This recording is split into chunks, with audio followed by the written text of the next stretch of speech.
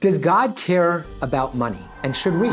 Welcome to Biblical Money, where we will take golden nuggets from the Bible and we will distill them into lessons for living and giving us a biblical perspective to money. The Bible shares with us the most amazing stories of our forefathers and the greatest people ever to live. It shares with us stories of charity and kindness, and it also shares with us many stories and lessons about money. And we will be exploring the biblical perspective on money over the course of the next couple of weeks. God creates man and woman and tasks them with upkeep of the garden by working and guarding it. Ultimately, man was created to join with God. He was creating the image of God to be a creator, to be somebody who joins with God in the creation of the world. Being God-like creator means engaging in this world. In times of old, the commercial activity meant being a farmer, trading. Today, it means being a trader on the stock market. It means being involved and invested in commercial activity. And ultimately, commercial activity is godly activity, and it's something that should be celebrated. If one looks at the opening chapters of Genesis, God is speaking about creating the world, and he talks about all the different things that he created. He created the fish, and he created the birds, and he created the humans, and each time it says, and this is good,